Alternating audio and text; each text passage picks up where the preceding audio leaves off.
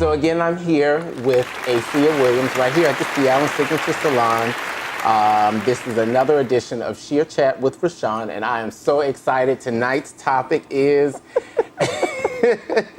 hair today, gone tomorrow, baby, because that hair is leaving like a windstorm. I don't know if you saw Donald Trump. Did you see him on the TV when he was going up the steps and that wind blew and his whole little comb back thing lift up? So I said, that's what he's been hiding under that little yellow banana peel of a hair. Very good, very good. So tonight's topic is about hair loss, and Acia here is a hair loss practitioner here in DC. Yes, I am. She owns well, I'll let you tell everybody. Well, first, before we go into all of that, just tell us a little bit about yourself. Give us a little brief introduction into who you are and a little bit of your experience. Okay. Well, I have been in the industry now for close to 20 years. I am a master hairstylist. I'm a lady barber. I'm a hair loss practitioner.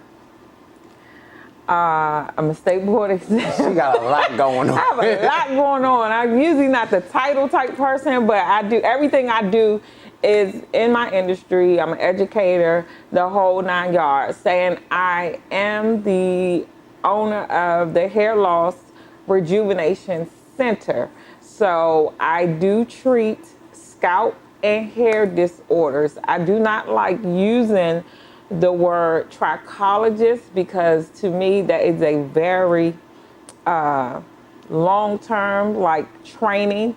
I tell people I'm still under and in study of trichology because as many courses I have taken about hair loss, it's just still so much for you to learn. So I don't like using that word trichologist. Right. So loosely as everyone goes to these one-day sessions. One-day, two-day things, and afterwards you see that new card and it has trichologist. And I'm like, no.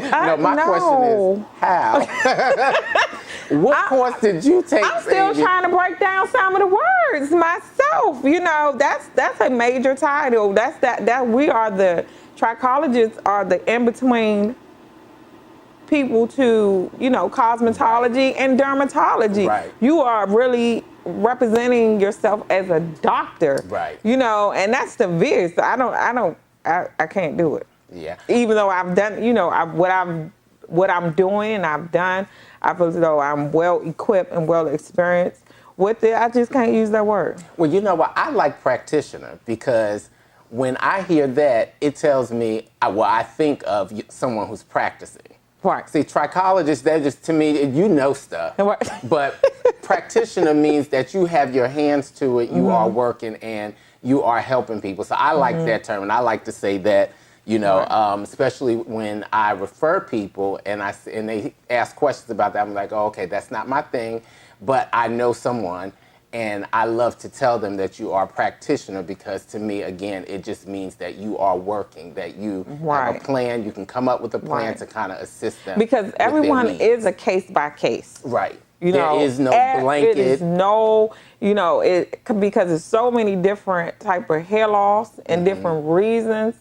And ways that you can lose hair. So you have to deal with every client as a case by case. Right. Because even though you can be diagnosed with the same thing as someone else, your program may have to be a little different. Not saying I'm taking you outside of the treatments that are being used, but yours just may be a little, slightly different. But you think about anybody who has any particular disorder of the body or disease, nobody's treatment is the same as the other. You can't say, oh, girl, give me your pill. Well, even though some people try to do that. Right. You go. But it's supposed to be specifically for you and what you have going on. And it's not. And that was one of my main reasons in the beginning of me getting into cosmetology, period. I had found that I dealt with a lot of professional ladies. and which were more mature. So here it is, you know, I'm in my early 20s, and I'm already dealing with the business structure, need their hair done, having issues, referring them to dermatologists, but the dermatologist, I'm seeing the same shampoo bottle show up for everybody, and it's not working. And me, because I love what I do so much, just being determined to figure out something, you know, but at the time it was just over-the-counter stuff. And then over years when I was finding, I was like, you know what, it has to be a better way. I have to be able to help those that are losing hair or experiencing scalp issues all of a sudden, and we kind of don't know what's going on because the doctors, they still don't. You know, I tell myself, even when my clients have issues, I still refer them to go to their doctor. Absolutely. And then I say, then come back and tell me what they said. Because usually every time I diagnose them, they come back with the same diagnosis. But they never get any product, you know, it's just a flat line. Right.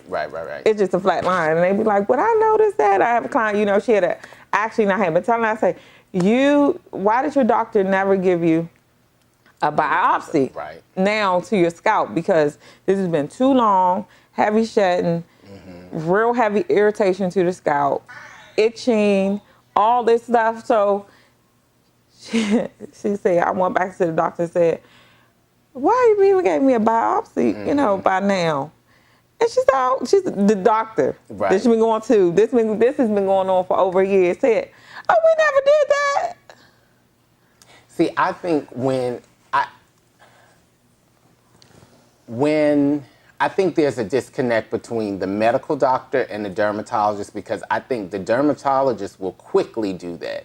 And I think when people take those issues to their medical doctor, in my opinion, the medical doctor should immediately say, you need to go to your dermatologist, you know, or you need to find one, because that's what a dermatologist is going to do more immediately. Like when I started experiencing my issue, that was one of the first things that both dermatologists I went to. Now, it just so happened that the first one, who came highly recommended. Call out the name. No, I will not. And I said, I will never say her name. Because one bucket list down. I said I will never say her name because she came so highly recommended. And so many people said, yes, go to her. You know, I was about to give another clue, but they told me to go to her. I went, and let's just say, I won't even talk about the experience, but when I went, she was not able to figure out what was going on. They did the culture, you know, and all that, sent it off for tests, came back. The answer was pretty much, I don't know what's going on. So that left me with nothing but a bill, basically. And someone else sent me to somebody who I was like, when I walked in the office, I was like, now this is going to be a waste. But immediately said to me, oh, okay, I know what that is. And started writing. He said, but you know what? I'm also going to take the culture just to confirm. He was like, but I know what it is. And so I was able to start my treatment. Is that funny looking one you sent me? But see, that's why I send people to him, because I think he is really good. But he is good. And a lot of people have gone to him and they have said that, you know, he has been able to help them prescribe the things that he needs. But I think he's been in the business hands-on himself. Whereas to me, the other person seemed like they're more like that busy doctor's office where you see 20 other people and then the doctor's the last person to come in. That was more that experience. But with the gentleman, I went right in. He was the first person to come in, the last person I saw. And that was like pretty much the only contact I had. So he was very hands-on, which I appreciated. But before we go any further with that, so let me back up. Tell us a little bit about how long you've been doing hair. How long have you been in the cosmetology field? So, touching 20 years. Okay. Now, and see, that's always really mind-blowing, because touching 20 years and she's young. So that means she started at a very young age. When did you start experimenting with hair? Well, in my late teen years, of course, most stylists started out being some type of braider. Right. Mm-hmm. And I used to braid, I used to cornrow, and just to make this long story short, it was one time my dad came over to my apartment and he was like, baby, you know, they make a whole lot of money doing this. You ever thought about going to school? Right. And I was like, no, I never thought of it for being a profession. Right. And even though I was around it really my entire life, you know, I pretty much was like that young girl going to a salon every day with my mom, you know, like a family salon, and, you know, playing around in their stuff, but never looked at it. Really thinking that it would be the career for you. No, and it was just like, once I finally, as Robin said, how many times you gonna come waste my paper? Once I finally didn't waste the paper no more, filled out that application, did my financial aid, everything had been taken off. And actually, it's becoming a platform even for ministry for me, because a lot of times in life, you don't really know your purpose. Absolutely. And you still get confused when you kind of find out. When you get a little inkling a little bit of what your purpose is supposed to be. So it's like, okay, so it's almost, you know, it's a ministry. We do a lot of, we deal with a lot of people. We are underpaid. For what we do, for what we actually do.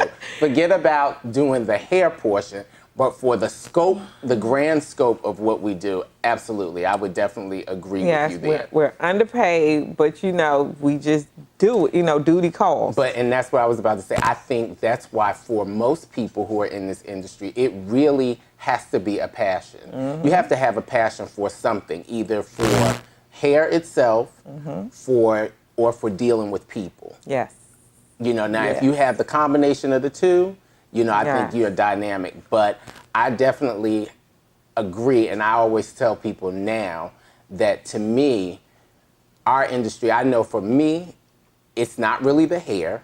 You know, I never thought that I would do hair. You know, just kind of stumbled into it.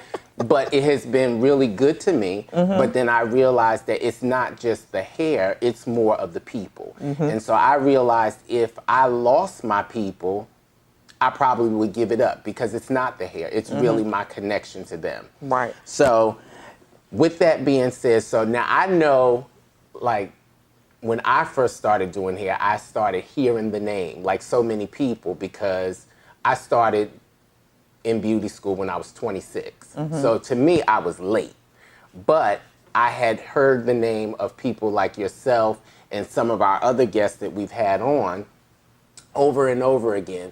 And I would say it was a pleasure to, once I finally saw who you were and to see your work. That's what's always floored me, was the work.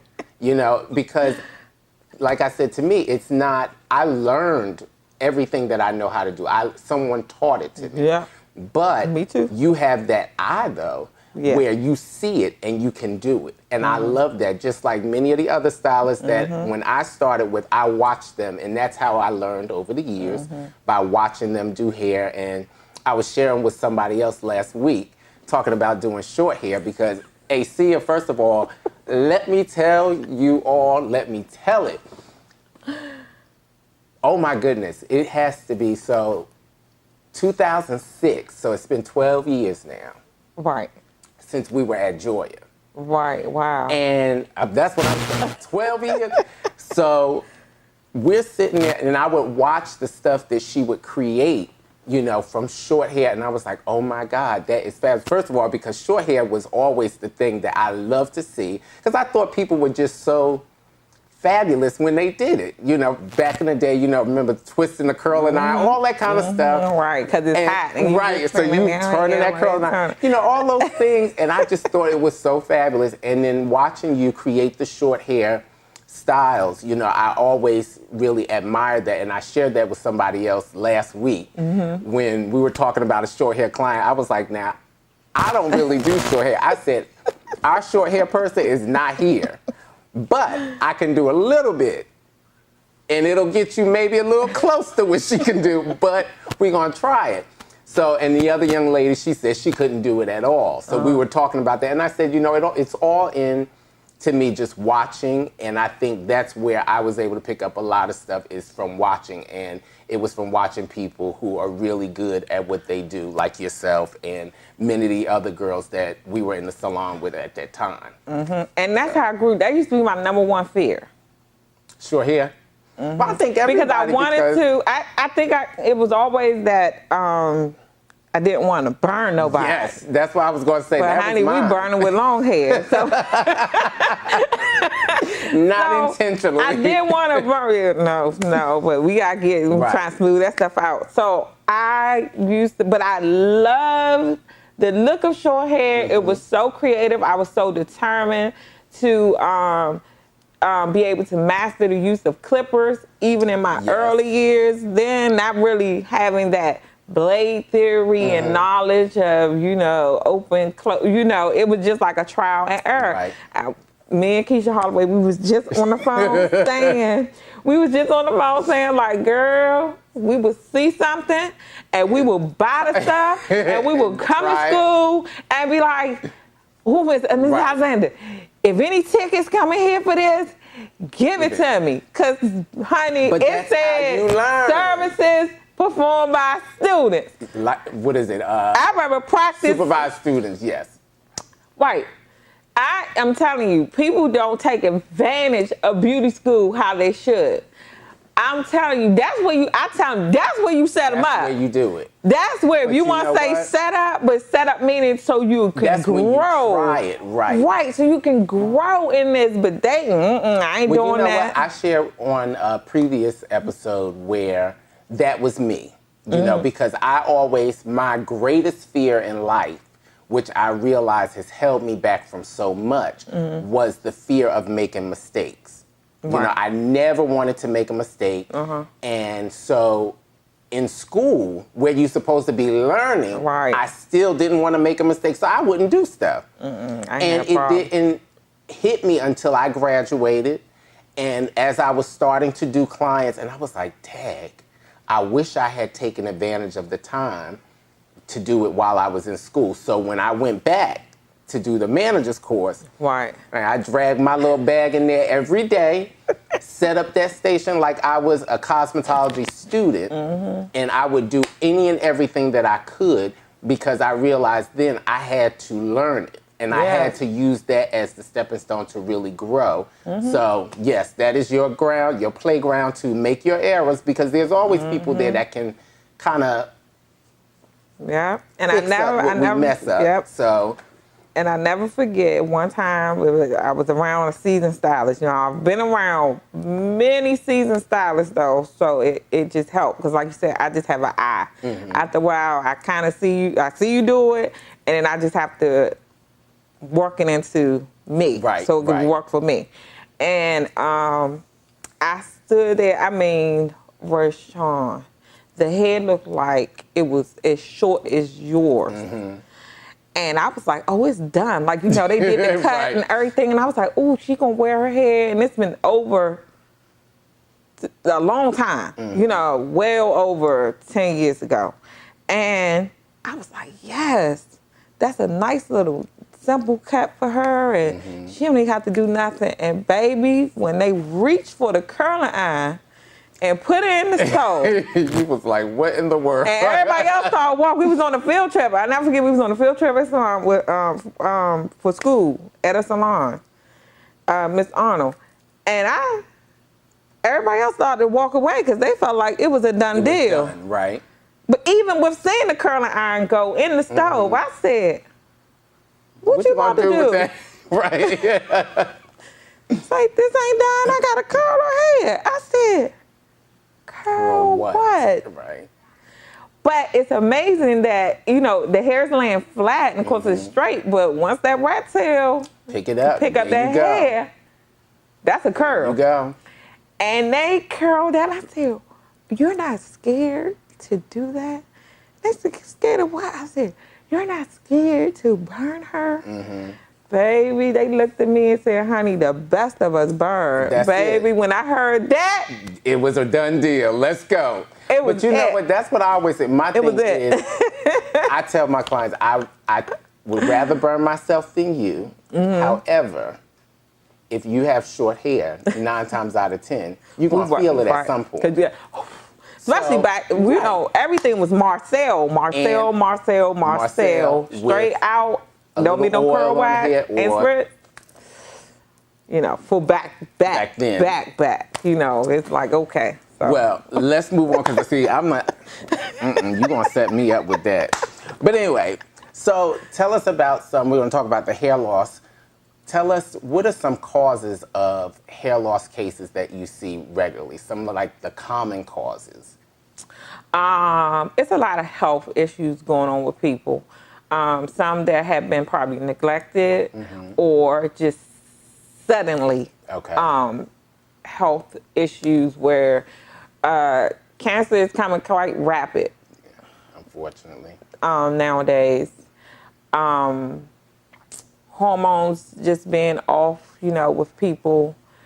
It's just so much stuff coming, and it's coming so fast. I'll be like, slow. You know, it's like, slow down. But actually what's being like the top one is stress and trauma. Okay. And I'm glad you said that. I'm going to tell you a little later, but I'm glad you said that. Stress and trauma is hitting everybody. And it's not just female, it's males. Right. Like, males are really going through something, and I'm like, well, what is going on here? You know, and they just, you know, go to the, okay, if I just have to be bald, I'll just go with the bald head. And that's what I was going to mention, that, see, for guys, it's so much easier because that's our run-to, you know. Well, then I'm just going to cut it off, and I'll be fine, which for a guy, that is fine. And now we're starting to see more women do the same thing, and they're looking good with it, but I'm sure many of them would prefer to have their hair, you know, if it were possible. Yeah. So now, is there any particular cause for hair loss in women versus men or men versus women? Is there anything particular that would supersede in one group than the other? No, the percentage, men hair loss percentage is higher than women, though. Okay. Much higher than women. And is that like the common male pattern baldness? Male pattern baldness, and it's very common. I mean, it's like at 90%. Oh, wow. And women are at 70%. Okay. And same issues, though. Same things, whether it's health, stress, hormones, you know, most women anemic, you know, just a lot. Jumped ahead in my conversation. No, but that's good. Because I was going to say the same thing. So it's just a lot of things. And when we're kind of, you know, the consultations are very important, and we have to get really personal. Right. And it's not to really be in your business, but if you're not speaking at that consultation, we can't visit or get down to the bottom of what we're trying to figure out, why this is going on. Of course, things are hereditary, you know, because I get like the main things out the way. Is this, you know, tell me about your grandmother. Tell me about your mom or your dad. You know, what's going on? Are you seeing, have you been seeing those type of signs, you know, or, you know, anything just to try to knock the basic stuff, you know, out. But anything, if you all of a sudden went through you want to get healthier. And you done drastically changed your whole diet. That might not be working for you. And you know what? That's so funny. It's like trauma. It's almost it's trauma to the body. It's trauma to the body. That is really important. That's an important point. So, like, if you are a person that likes to diet, you know, or you say you're consistently trying to lose weight and you try all these various things and you can't figure out why your body reacts a certain way, that's something we have to pay attention to. That is a form of trauma to the body. The body is not meant to be shocked over and over. And we know, like with a lot of diets, that is how they work. You almost shock your body into doing something, and then you work on it from that point. But everybody can't handle that. Everybody's body can't handle that. So what I did was I put together this list, since she wanted to jump ahead and talk about start naming all this stuff. In women, it says the most common causes of hair loss are telogen effluvium, which you'll have to tell us what that is, hereditary hair loss. He's like, can I Google so I give y'all the right They give you the right. Okay, well, we won't do that. But this is the list that I came up with. And so I looked at a couple of different lists, and these were the ones that were repeated over and over again as the common causes. So it was telogen effluvium, hereditary hair loss, hypothyroidism, which I know a lot of people that is one of the things that are causing their hair loss right now. Lupus, which I've come in contact with recently with someone. Excessive styling, which we know. Iron deficiency of the body. Polycystic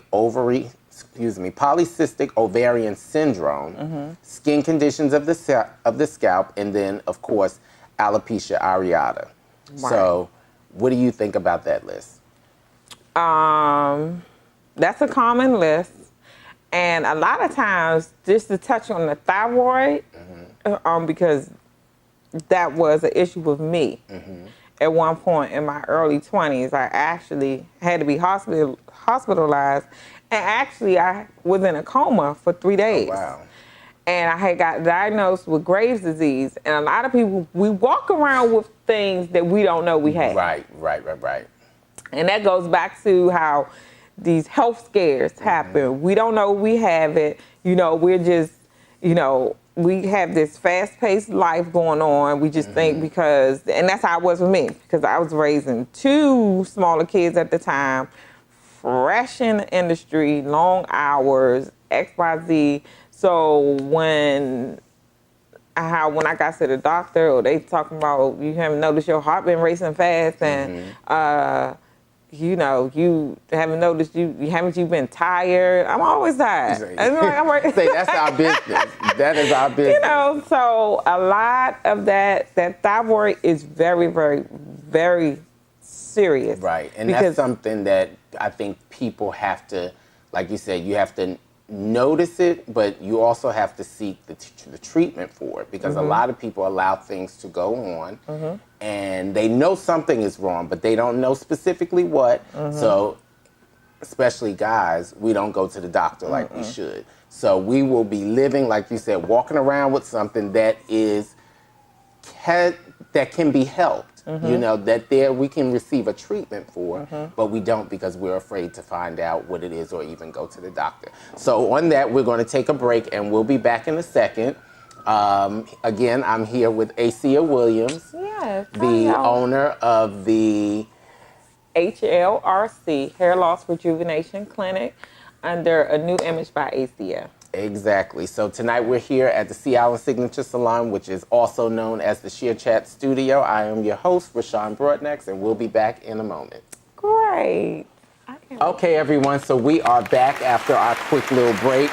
We just wanted to take a moment to read the comments, see what was going on. We appreciate everybody for joining. I saw a lot of names on the list, which is really good. So I'm very happy that you decided to join us on this evening. If you like what you've heard so far, let us see the hearts, hearts, diamonds, horseshoes, clovers, all that stuff. It's like Lucky Charms. Let us see it across the screen. Right, just do that for us. So we left off talking about the common causes of hair loss in women. So I'm going to tell you what I have found were the common in men. A lot of them overlapped, which was excessive styling, thyroid issues, poor diet, smoking, medical and drug usage, and infections. And so the infections were like the common things. Bacteria, fungus, ringworm, dermatitis, folliculitis, and then a lot of the lists included syphilis, which, someone actually came in to the school the other day and gave us numbers on how that's actually on the rise. So, I could see how that definitely would contribute to the hair loss, and maybe that's why, of late, the men's numbers are so high. So, and that's amazing because a lot of those issues are still for women. Yeah, excessive but see, styling, that's the crossovers, smoking, right? Drugs and alcohol. It's the same thing. It's pretty much. That's why I say it should be a breakdown. Right. It's a similar list because some ladies are so determined to have these looks that are not healthy for the hair or them, that they're permanently stuck in the look because the hair's just completely it's not doing it's not going to do anything. It's not going to do anything. Then you forced to hide it because you're not going to cut it. You know, you're not going to have that Wakanda look. Welcome to Wakanda. You're not going to have the Wakanda look. Right. You know, and that's, the weaves have taken off. But, really the problem I have with a lot of females especially, but men aren't as bad because it's kind of convenient. It is a poor hygiene. Okay. Yes. Going on with the hair and the scalp. Everyone just needs that look and takes it every day, glues it every day. I don't care what it is, but they do not believe in water and shampoo. That is that's how hair grows. Exactly. Like everything else. Right. Keep it clean. It has to be clean. You have to have good hair hygiene. That's why when it was funny to me when I heard people say, oh no, when the hair is dirty, it grows. No, ma'am. When the hair is dirty, it stinks. Exactly. It stinks. But that dirt breeds bacteria, which infects the follicle. Y'all don't get me started.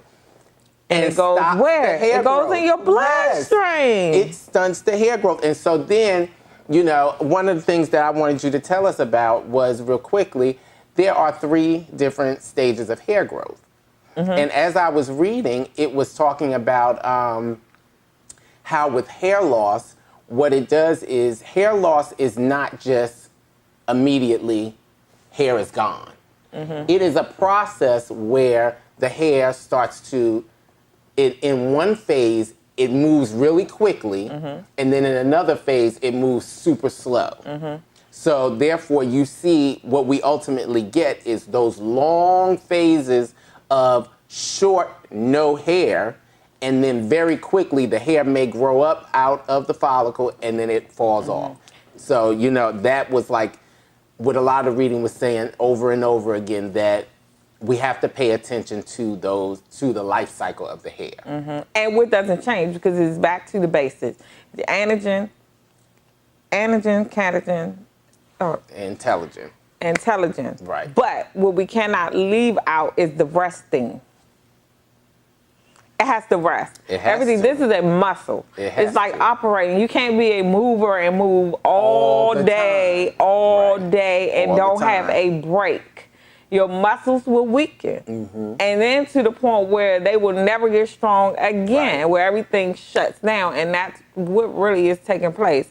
It's shut down, and whereas though you have those DHT blockers underneath, clogging up everything where nothing can get to it, and your treatments now have become a little bit intense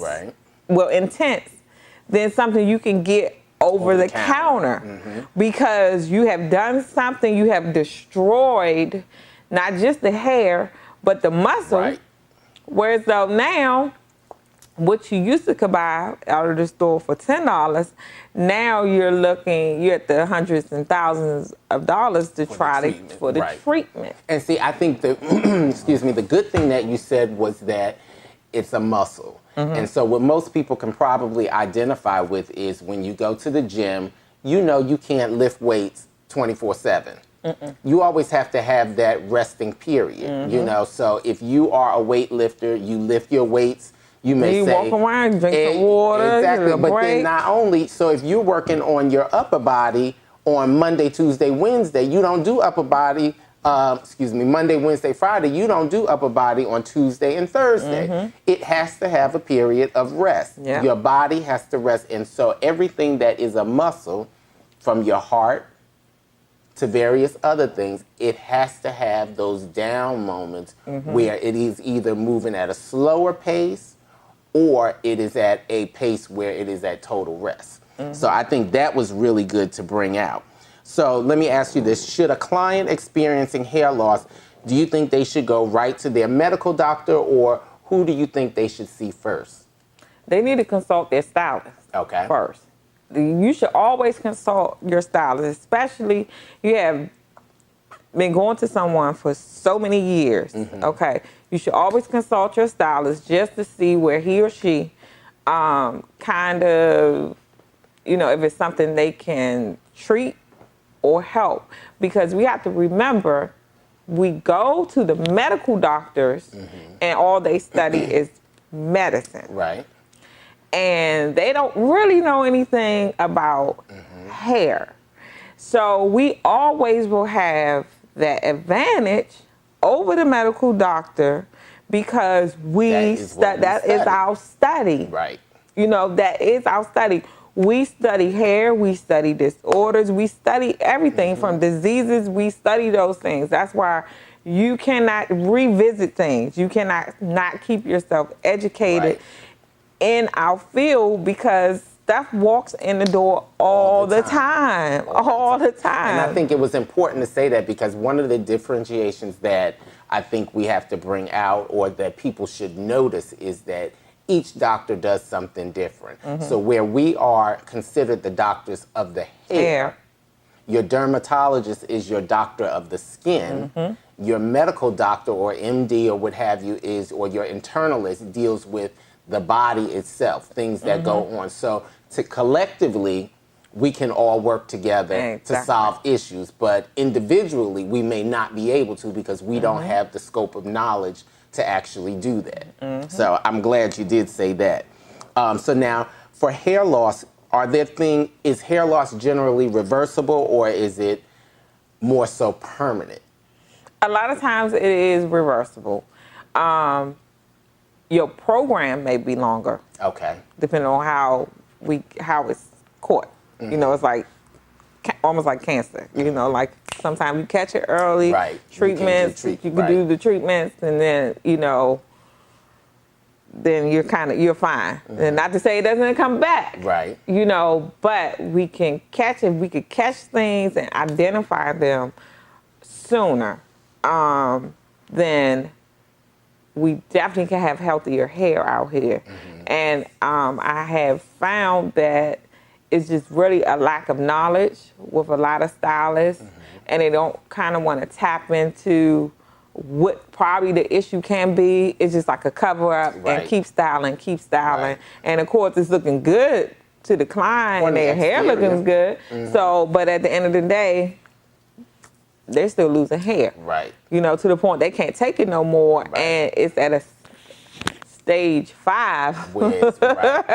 It's at a stage 5, and then I'm like, you have to give this some time now because you let it go on for so long. And that's the key. Is like many other things, early detection, early treatment. We can stop so many things, and that A to Z things that go on with the body.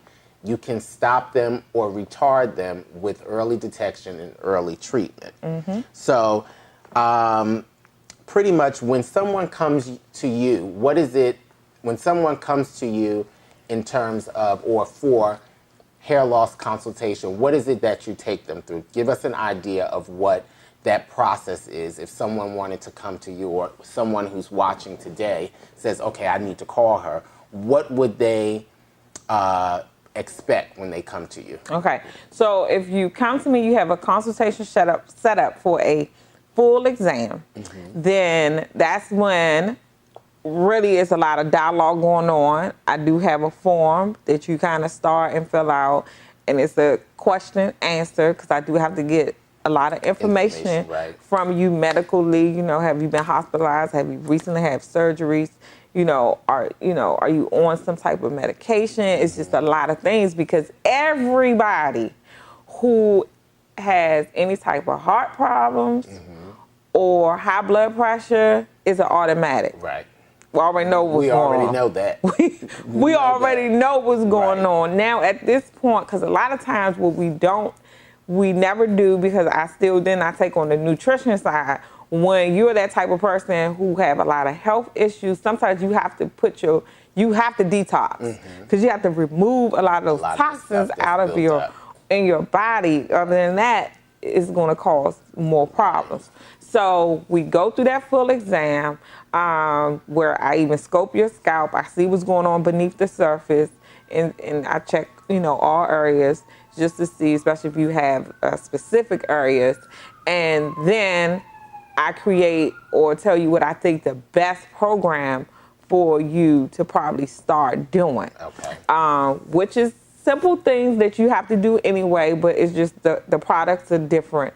And they're only exclusive to scalp disorders and for hair loss. Okay.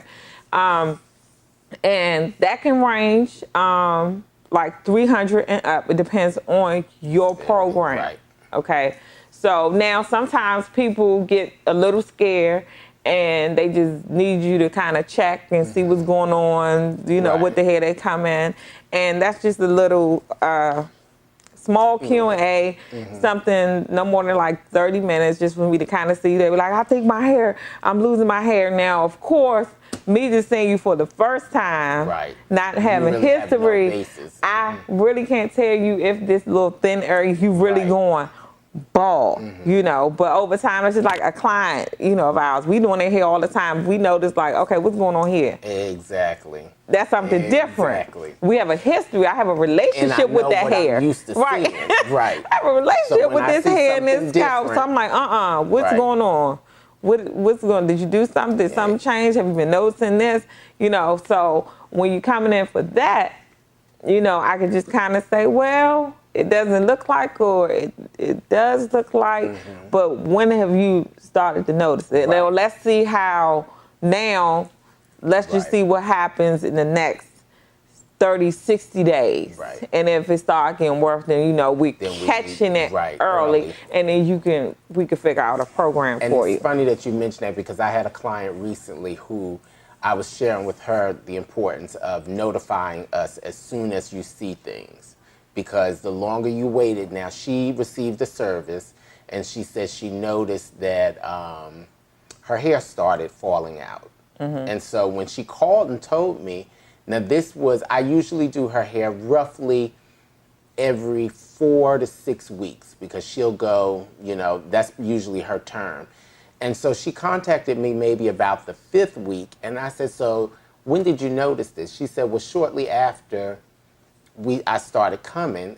And I said, so started asking her those questions. What's going on? She was like, well, I know that I am stressing really bad. She said, I have a lot going on, and it's really, really getting to me. So I said, but you can't wait 5 weeks. Thank goodness that it really is stress and not something else, because otherwise you would have had 5 weeks of dealing with something that we could have worked on earlier. So, it is really important that you let your stylist know when you see something immediately. Exactly. You see something that's different, or you think you see something, because I tell people, if you think you see something, let me know so I can look and see what I see. Right. And then we can figure out what we need to do. That's true. So if someone wanted to contact you in reference to getting a consultation, what should they do? How can they reach you? Okay, well, I am on Facebook as Acia Williams.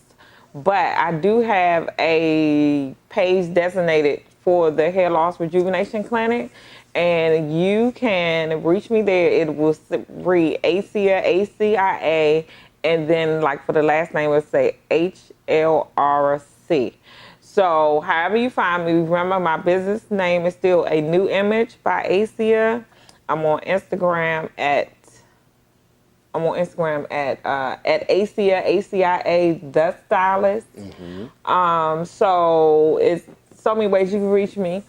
And just send me an inbox or whatever. If I don't care, you get my number or anything. I do a lot of the consultations and stuff for hair.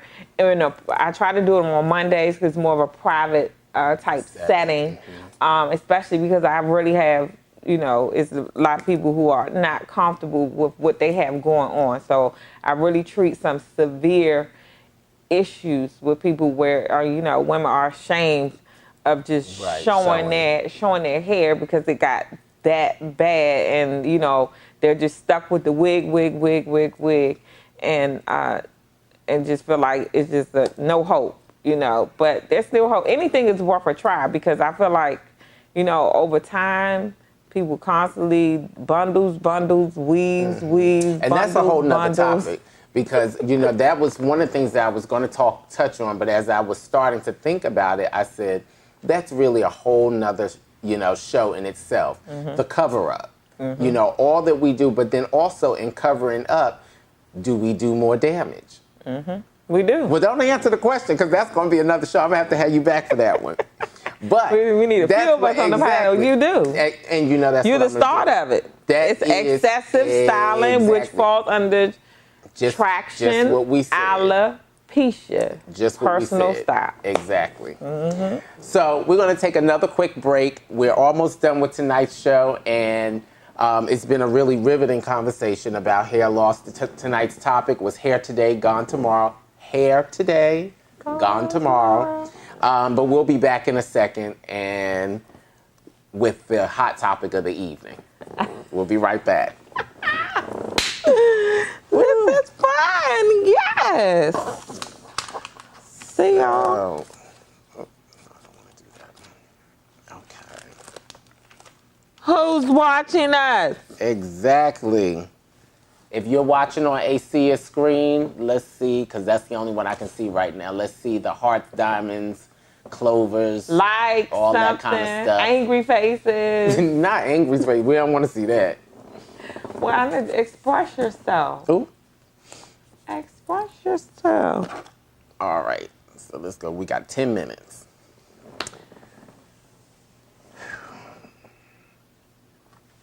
Okay.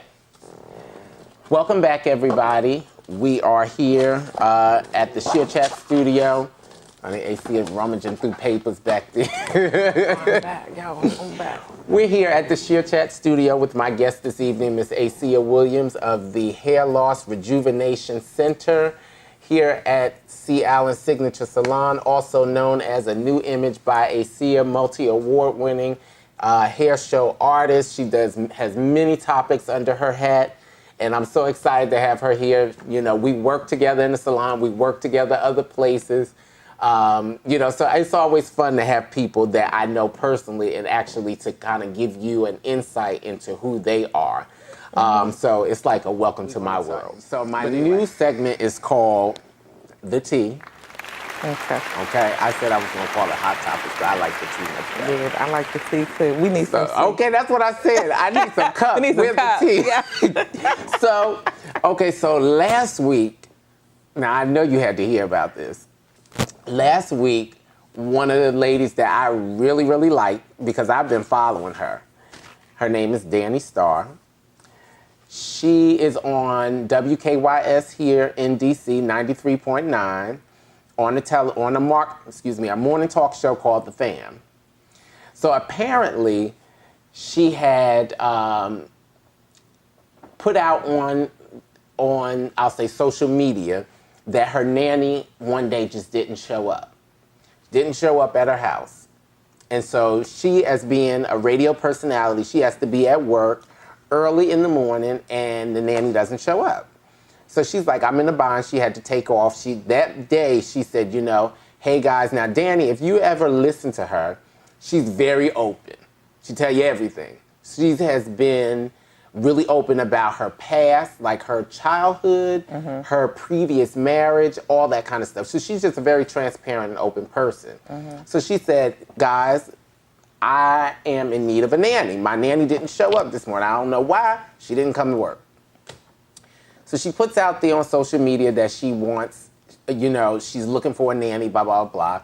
a young lady happens to inbox her and says, hey, I have this experience, let me be your nanny or what have you. So the young lady includes her Instagram. And so Danni looks at the Instagram and says to herself, she says she didn't reply to the lady, says, I'm saying to myself, no ma'am. Because the young lady happened to be really attractive. And so the backstory is Danni has dealt with infidelity throughout her life. With her dad. Having a sibling 3 months different than her. So while her mother is pregnant, he goes out and he has another young lady pregnant. So she has a sister that's only 3 months different from her. Then she said also with the previous marriage she dealt with it. So she has kind of learned the lesson, removed the temptation. So she said she was not going to let this young lady who she viewed as possible temptation in her household to be with her husband, at times that she's not there. Now, mind you, again, this is a morning talk show. So she's up early in the morning and out the house. The husband probably still in the bed asleep when this nanny need to come over. So you have this young lady, seemingly very attractive, in your house with your husband while he sleep, roaming around. What's your thought? Well, because that's not my station, so I had to learn of it through social media, and I was hearing it, and we had a discussion about it, actually in a salon, with, one of the barbers that was next to me, and his client, and my client had pulled the picture up, and they was like, oh, let me see it. And both of them even said, oh, nah. And you don't bring that in the house. I'm glad you brought that out, because that was one of the things that Danni said. She said that so many men called the radio station and was like, I'm sorry to the guys, but I agree. You cannot allow someone like that. Now, and that's not to say that there was anything wrong with the young lady or anything like that. But she wasn't saying that. Right. They understood. That's tempting. I told the guys, I said, now listen, even if I have to take myself out of being a female and being a male, I would have looked at my wife and said, oh, this what you about to do to me? Really? You trying to set me up. You set me up. Because she didn't take the fact away that the young lady wasn't beautiful. Absolutely. But what she was doing was trying to keep peace. In her house. Because first of all, that's personal. Right. You can't tell. I said Jesus would have to literally come and sit on me and nail me down in that chair for what happened at that radio station. Now, so now if y'all did not know, so wait a minute. Because that was a whole fight. That was one day. That was a physical fight. So then when she comes to work, you ambush your friend. As I'm coming in the studio, partner, you stop me in the hallway to start talking about it, because she said she had forgotten about the particulars of, she was like, it was the show, put it out my mind. So she says, cool. What y'all talking about? You remember when you said you wouldn't hire the girl? What you talking about? Remember last week when we was talking about the nanny? Yeah. Remember you said okay, yeah. Why they had the girl behind the curtain in the studio? Yeah. Listening to the whole thing. So it was a setup. Now, fast forward, she went off. And see, if you guys listen and you listen on YouTube or what have you, Kathy Hughes, which is the owner of Radio One, called her and said, I commend you because you kept your grace throughout the whole thing. So even if you go back and listen, you hear Danni yelling, but you can only imagine what it, like you said, what it would have been. But she kind of kept herself, and she said, well, you know what? If this is what y'all want to do to somebody that's a co-host, another member of the Fam Morning Show, then y'all go ahead and hire her. Now, the interesting thing that I saw, that I listened to this weekend was how they did the whole show with the girl there. So they allowed her to keep chiming in, and they talked about it. And she's like, I'm so glad this happened on international. But wait a minute, but you know what I said? I said the thing is, as I listened to her, I'm saying she got what she wanted, which was just to be heard, not to be heard, but exposed, to be right in the forefront. Because now, mind you, she's a model, singer, actress. But my question was, okay, if you're a model, singer, actress, and you all, good like that, we all know that you have issues with securing work when you're in that type of field, because there's so many people that want to be a model, a singer, or actress, this, that, and the third. You may have issues securing work, but there's other things that you can do. But help me revisit this. I thought her only credentials was a list of family members. It was. But this is the problem that I have, Acia. You can still get a job, because I said, as I'm driving, I'm saying to myself, she couldn't find anything else. If she needed, because her argument was, you are discriminating against me because I'm pretty. That's not a company. Pretty people have issues getting jobs. That's not a company. Bam. So, but I said, but that's fine.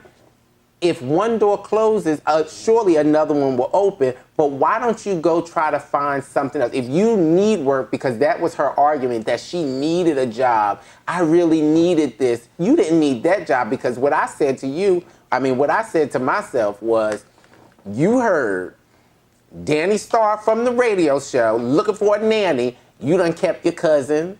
You done kept your niece and nephew. Oh, I'm a nanny now. So you call her or you inbox her trying to get that job. Being an opportunist. I said, thank you. Model, singer, actress tries to be the nanny for a radio personality. I said, see, now, I don't know if the people put that together. And I know we're running over time, but I got to talk about this one because I've been holding it all week. And I said, I cannot believe that. So my thing was, she needed to go back. I just said, find something else.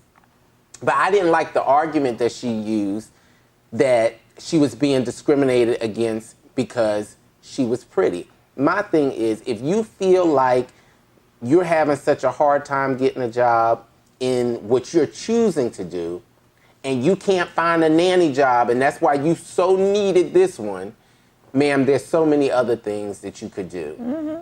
One profession that will always hire just about anybody, customer service. Exactly. You could have done anything. So I said, you know what? I took it as, just like you said, she was being an opportunist, and the tone of her voice when you listen to the interviews told me she was satisfied. It was a plot. Yeah, that's why I'm like, it is malicious. You playing this. Anytime your wife tells you, I told you not to do this. Like, you have been planning this out. That's like planning out a murder. Mm-hmm. Like, what did you really think you was going to get out of that? Right. And now people putting you on First Street. So now they put, but you know, you opened up the door. You cracked it. She said, it's not about them, she was asking the listeners, please don't bash them on social media, and so that to me, it just talked about her character. Excuse me, exactly. Her character, the beautifulness of her spirit. And like she said, she's done a lot of work on herself over the years. Mm-hmm. And I think that's really showing through. And I think it was an opportunity for many people to kind of learn a lesson. So we're going to have to wrap it up there because we're a little bit over time. But I just had to talk about that because I've been holding it and I haven't talked to anybody about it. But I could not believe it. And the more I listen to the interviews, I get upset. Because I wish somebody would try to set me up like that. That's devastating. Jesus would have to nail you to the seat. Honey, he would have left every affair. He would have said, angels, you go here. I got this. I got to get her. Exactly. I must. You would have came and had a whole seat on me. Like, there's no way. But that causes, like, that is so stressful. I could just imagine her night, not at peace with your mind. What she said, 24 hours was really, really bad. Yeah, you know, like, that is like, and I think she spoke of, like, having issues with, like, mental disorders. She said she's really focused on her mental health. Right. Which, you know, we know how all those things, stress and all that, affects our mental health. Right. So that's at the forefront of her mind. She has 2 kids that she's like, I'm thinking about. They're very young. Mm-hmm. So she has a lot that she needs to focus on. And then to have to deal with something like that, I think it was just kind of like a firestorm. You know, it was something that was totally unnecessary. Because if she would have killed them, she would have got off. Well, no, she wouldn't have got off. She would have. It was called temporary. I'm going for temporary. But I would have said that's what she would have had to plead. Yeah. And maybe temporary, because that's like a snap. You know, that's like a. You know, I can't believe you doing this. I don't want to. But you have to think when you do stuff like that, you really don't know how that was going to turn out. All right, so we're going to wrap up here. Acia, tell us one more time how we can reach you if we want to come in for a salon service or a consultation or what have you. So, of course, everybody's on IG. So all of my information is there with my numbers and everything. So you keep it simple. So it's at Acia, ACIA, The Stylist. Acia, The Stylist. Go on the page. Get all of the information you need, numbers, DM, all of that. I don't post everything. I don't know if that's bad or good, but I can lead you. That's another topic. I don't talking about the social media. But I think you should post. You should, but you know what? A guest said you have to post what is relevant. Not only what's relevant, but something that is special to you. So where people are posting any and everything. You don't do that. You post what is truly a representation of you. Right. So I think that's good. And then if you want to please, well, not if you want to, but please, please, please, go to the Shear Chat page, which is at Shear Chat with Rashawn on Facebook. Follow us there. You can also see the catalog of the previous shows there. You can see, visit us or like the page on Instagram, which is also Shear Chat with Rashawn, and then I'm also on YouTube. Okay. Where you can also see the catalog of the previous shows, Shear Chat with Rashawn. So thank you so much for joining us. Thank you for indulging a few extra minutes of our conversation. Had a great time, of course, and I look forward to seeing you next week. As always, we want to see the hearts, diamonds, stars, horseshoes, clovers, and all that kind of stuff. I was like, it's a really diamond. Maybe they need to create a diamond. They need to do that. They need to create a diamond. But let us see it on the screen so we know that you enjoyed the presentation or the broadcast. And if there's anything that you wanted to know, if you have any questions, please. And I'll view the comments. Exactly. Leave them in the box below. If you have any show topics that you would like for me to cover, please leave that. If you know of a special guest that you think should be on the show, leave that there as well. And on that note, I'll close by saying, if there was something that was said that you did not like or disagreed with, don't watch us no more. No, indeed. Tune in next week. But just remember that it was just Sheer Chat. So, now she's breaking up stuff. See what I'm saying? But thank you so much for joining us, and we'll see you next week. Bye-bye. Okay, thank you. Thanks for having me.